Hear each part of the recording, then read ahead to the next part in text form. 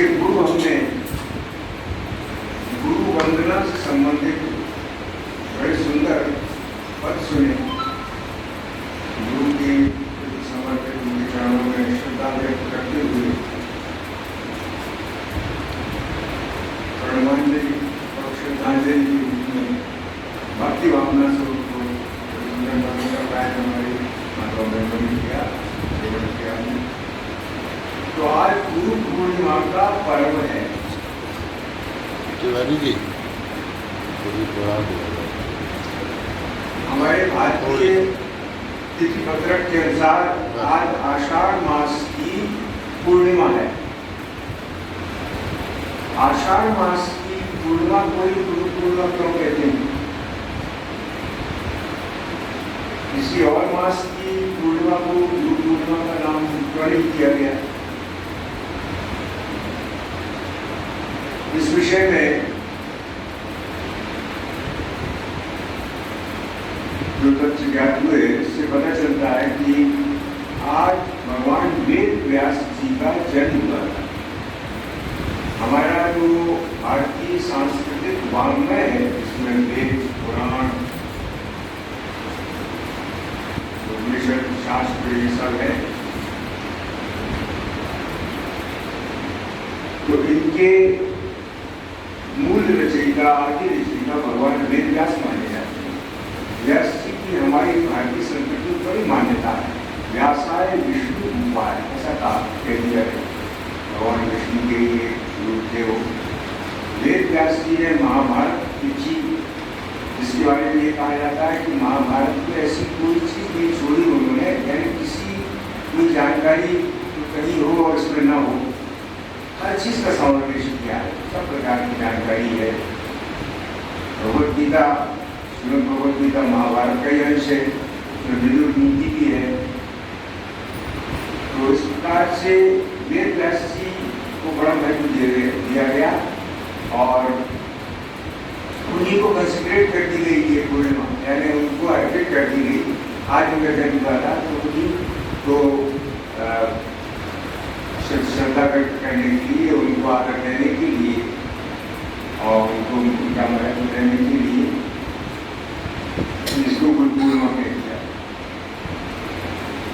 तो वे गुरु रूप थे एक प्रकार से।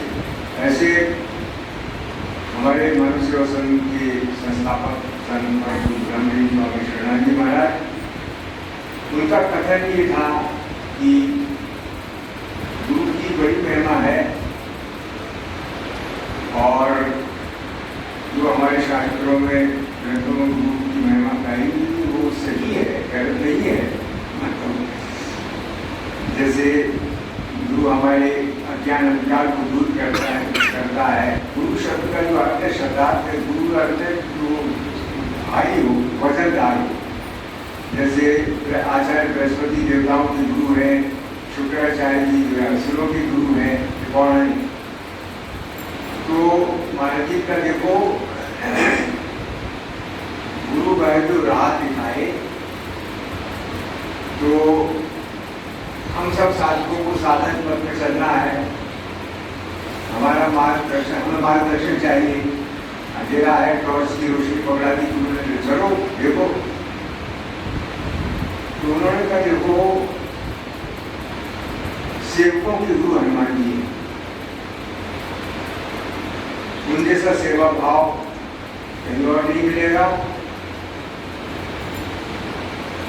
और विरक्तों के, त्यागी हो, विरक्त हो, विद्रा हो, विरक्तों के गुरु भगवान शंकर है। जैसा विद्रा कोई नहीं है, कुछ भी नहीं है उनके पास, लेकिन सबको सब कुछ दे सकने में समर्थ है। और प्रेमियों के गुरु है राधा रानी। गुरु बरसाने वाली की जय। ये प्रेमियों के गुरु है राधा रानी। ये महाराज जी का कथन है। अगर भगवान श्री कृष्ण का प्रेम प्राप्त करना तो राधा रानी को गुरु बना लो।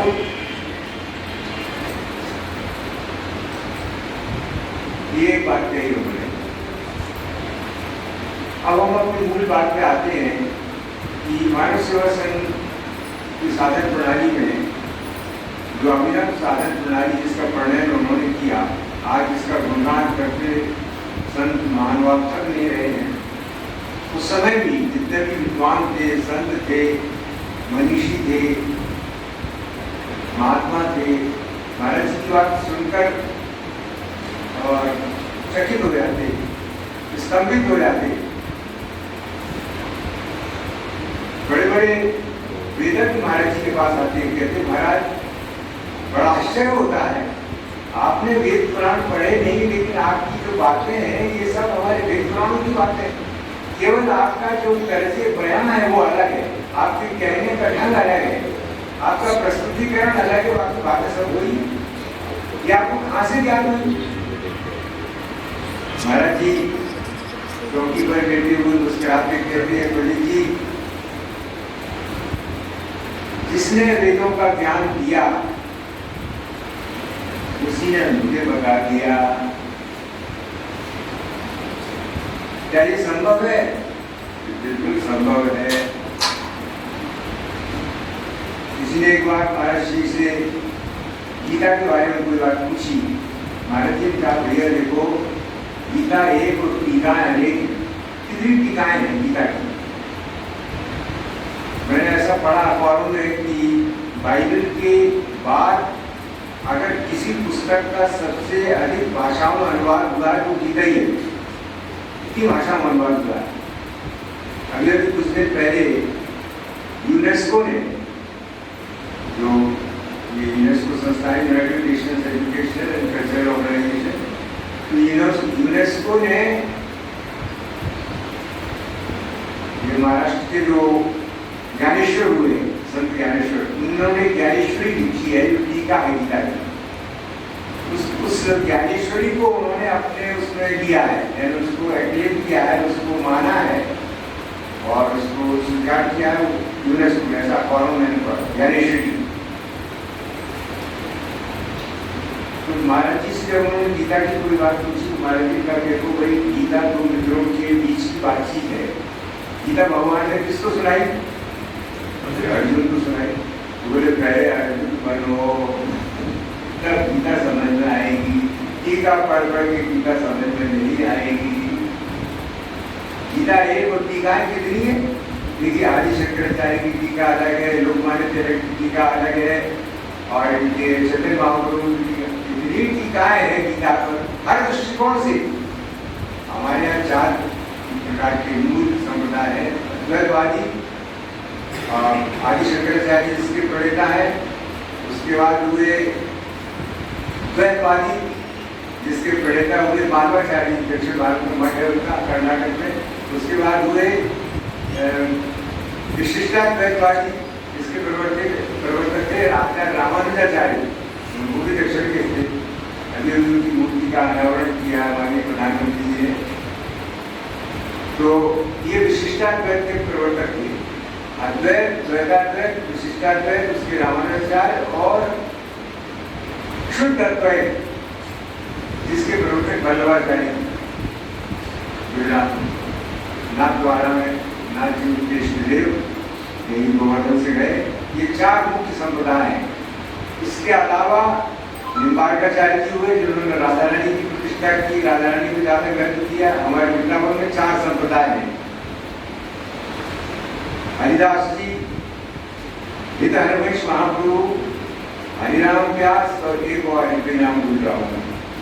ये 4 संप्रदाय कहलाते हैं। बहुत विस्तार है शाखाओं का, जैसे बड़े शाप से देखा, जीवन अश्वत्थ को देखा, कितना विस्तार है उसका, बीज कितना है, तो इतना सा वृक्ष, हैरान रहना है देख के आप। तो महाराज जी ने कहा कि देखो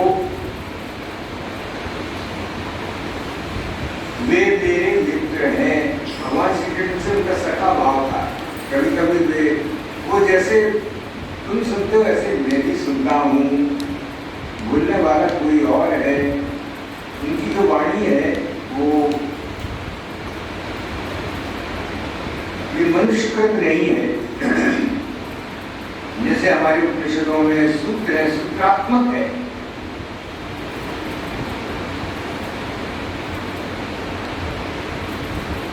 उन्होंने कहा देखो वेद जिसका श्वास प्रश्वास है, गीता जिसकी वाणी है, वो परमात्मा हम सबका अपना है। तो महाराज गुरु जी को कुछ बताइए उस परमात्मा को प्राप्त करने के लिए। पहले गुरु प्राप्त करे तब गुरु हमें मार्ग बताए, परमात्मा का पहचान कराए। मैंने माँ ही तो पहचान कराई कि तुम्हारे पिता है, हम तो जान नहीं सकते। माँ ने कहा कि पिता है, तो हमने मान लिया कि हमारे पिता है। हमें तुम्हारे जितना देखो, तुम्हारा गुरु तुम्हारे भीतर है। भगवान ने हमको ऐसा बना के नहीं भेजा है अनाथ, गुरु देकर भेजा है। कहाँ है हमारे गुरु? हमको बाहर तलाश रहे, आप ध्यान रहे। ताकि देखो विवेक के रूप में भगवान ने गुरु हम सबको ग्रहण किया है। ज्ञान गुरु मम हृदय बिहारी, रहे हम शरण बिहारी। ताकि देखो मैं गुरु की महिमा कहता हूँ, गुरु का बड़ा महत्व है। लेकिन आज का समय है, साधक भटक रहा है, गुरुडम कर रहा है। गुरु के साथ क्या और लगा दिया तो क्या हो गया? गुरुडम। गुरुडम का अर्थ आप समझते हैं, उसमें विकृति आ गई, इसमें धोखा है, तो छलावा है, इसमें भटक सकते हैं आप, सही मार्ग मिले ना मिले। इसीलिए महाराज क्या करें, गुरु को कैसे पाए? महाराज जी का कैसे बताओ, गुरु को कैसे पहचानोगे? गुरु की पहचान बताओ। आप लोगों ने किसी को अगर गुरु की पहचान हो तो कृपया बताने का प्रयत्न करें। समय कम है, मेरी बेटी को ही बोलना है। हमारे पास गुरु की कोई पहचान नहीं है। बोले नहीं है, जैसे बोले बड़े बड़े बाल हो, हैं, गाड़ी हो, और पीले और जेबी कपड़े हो, और नीचे लुंगी हो, अथवा कुछ दिन दिगंबर हो, फसल लपेटी हो, गला चूधारी हो। अरे भैया, ऐसे तो फिल्मों में सीरियल में बड़े बड़े को देखने को मिलती है। अच्छे ये कोई पहचान है कि कोई ऐसे धोखा भी दे सकता है? मायावी भी आपने सुना है, जो बड़े बड़े मायावी हुए रामायण काल में। उधरे न हो बाबू काल देवी रावण राबू, काल ने कम माया था। और मारी जिसने जानकी जी के लिए मन को हरण करने की मन धारण किया, तो बोले भैया क्या करें महाराज? बोले देखो, गुरु के बिना अगर ज्ञान नहीं हो, गुरु की महिमा जो लिखी वो सही है, गलत नहीं है। लेकिन विचार करने की बात यह है कि हम गुरु को प्राप्त कैसे करें, ये वो प्रश्न है। इसलिए कहते हैं महाराज हमें तो पहाड़ी गुरु चाहिए, ऐसे भी लोग हैं। देखिए, भगवान ने हमको श्रद्धा का तत्व दिया, गुरु में हम श्रद्धा करते हैं। अच्छा मान लीजिए हम श्रद्धा न करें गुरु में, तो गुरु हमें अपनी श्रद्धा दे देगा, दे सकता है। हम भगवत प्राप्ति नहीं करना चाहते, भगवान ने चीज को जबरदस्ती करा देगा? नहीं करा सकता। क्यों? यही भगवान की लीला है, उन्होंने मनुष्य को स्वाधीनता दी है। लेकिन इसके साथ साथ हम सबके भीतर एक मांग ऐसी दी है कि हम सबको संतोष नहीं होता संसारी चीजों। हमें कोई ऐसी चीज चाहिए कि जो हमें तृप्त कर दे, हमें आप काम कर दे, आप पर हम काम बना दे, भर दे हमारे सुने हृदय को, हम परिप्लावित हो जाए, आनंदमत हो जाए, हमारे अभाव का अभाव हो जाए। हमें ऐसी चीज मिल जाए जिसको पाकर हमें कुछ और पाना शेष न है। ये इसका नाम भगवान है, भक्तों का भगवान, जिज्ञासुओं का तत्व ज्ञान, योगियों का परम तत्व, अध्यात्मवादियों की आत्मा। एक नाम है उसकी, अनंत नाम भगवान के अनेक रूपों में, साकार भी है, निराकार भी है, निर्गुण भी है, सगुण भी है, सविशेष भी है, निर्विशेष भी है। जिसकी जैसी भावना नहीं उसको वैसे भगवान दर्शन देते हैं। तो महाराज जी का देखो, अगर गुरु के बिना ज्ञान नहीं होगा तो ये बताओ सबसे पहले ज्ञान कैसे हुआ? तर्क श्रोमणी थे महाराज जी की बात में, तर्क की युक्ति की प्रधानता थी। बड़े बड़े संतों ने इस बात की तस्दीक की, पुष्टि की कि आपकी बात महाराज कट नहीं सकती, काटते हैं। तो ये बताओ मुझे, गुरु के बिना अगर ज्ञान नहीं होगा तो सबसे पहले जो ज्ञान हुआ वो कैसे हुआ? और सबसे पहले जो गुरु बना उसका गुरु कौन था? इसको कहते हैं चॉक लॉजिक। लॉजिक में तर्क है, तर्क शास्त्र में चॉक लॉजिक है, यानी ये इसके बाद अनावस्था दोष है, आगे कुछ नहीं है, कोई तर्क नहीं चलेगा, कोई बात के बाद नहीं, तर्क नहीं। सबसे पहले गुरु कैसे बना और उसका गुरु कौन था? अनादि है, अगर उसका गुरु था तो उसका गुरु कौन था? उसका अगर कोई गुरु था तो उसका गुरु कौन था? बड़ी समस्या आ गई। तो पहले जो गुरु बना मानना पड़ेगा कि उसका कोई गुरु नहीं था। बोलो वृंदावन बिहारी लाल की जय। मान लिया कि नहीं भाई, ठीक है कि नहीं? पहला गुरु जो बना उसका गुरु कुछ नहीं। किसी का महाराज, मैं तो ऐसा मानता हूँ भगवान ही उसके गुरु थे। तो पहले गुरु बना, भगवान ने इसको ज्ञान दिया, भगवान के गुरु की तुम्हारा की था वो क्या भगवान भी उसको कहेंगे जो पहले कभी हो और आज नहीं हो? सतयुग में हो, त्रेता में हो, द्वापर में हो, कलयुग में हो, आज भगवान नहीं है क्या? भगवान तो है। इसी को कहेंगे यस्तु त्रिकाल में न बात देते तत्सत इति ब्रह्म। त्रिकालाबाधित सत्य को परमात्मा कहा गया। भूत भविष्य वर्तमान तीनों में एक सा हो, इससे देश काल की दूरी नहीं हो। तो आज नहीं है कि भगवान, आज भी है। देखो ऐसा है, अगर बाहर जरूरत है तो बाहर मिल जाएगा, बाहर दे देखो, भीतर जरूरत है तो भीतर मिल जाएगा। आवश्यकता अनुभव करना हमारा काम है। तो महाराज जी ने गुरु परंपरा उस रूप में यहाँ नहीं रखी, अपने है अपने भारतीय जनमानस में, हमारी संस्कृति में, हमारे अनेक संप्रदाय है, गुरु परंपरा है। और आज की दिन गुरुओं का बड़ा सम्मान होता है, उनकी पूजा होती है भी। पूजा क्यों? गुरु कौन है? जिसने भगवान को प्राप्त कर लिया है, जो मार्ग दिखा सकता है, जो मार्ग दिखाने में सक्षम है, जिसको पूर्ण ज्ञान हो गया है, तो ब्रह्मज्ञानी है, जो भगवान का परम भक्त है, भगवान का साक्षात्कार कर चुका है, जो आत्म तत्व देखता है, उसके अज्ञान का नाश हो गया है, वही। तो भैया ज्ञान गुरु हम रहते हैं, भगवान ने विवेक के रूप में हम सबको गुरु दिया है, हम उसका आदर करें, कहीं भटकने जाने की जरूरत नहीं है। हमारा विवेक हमारा मार्गदर्शन करता है, यही तो सच्चा गुरु है। और बाहर की जरूरत होगी तो बाहर मिल जाएगा आपको, ये भी एक विधान है, नियम है। हमारा काम केवल आवश्यकता अनुभव करना है कि हे प्रभु, हे सब अंतर्यामी, सत्य साक्षी, उत्पत्ति के आधार, बुद्धि के प्रकाशक, जगत के नियंता, नियामक, सर्वाधार, मुझे गुरु चाहिए मार्गदर्शन के लिए।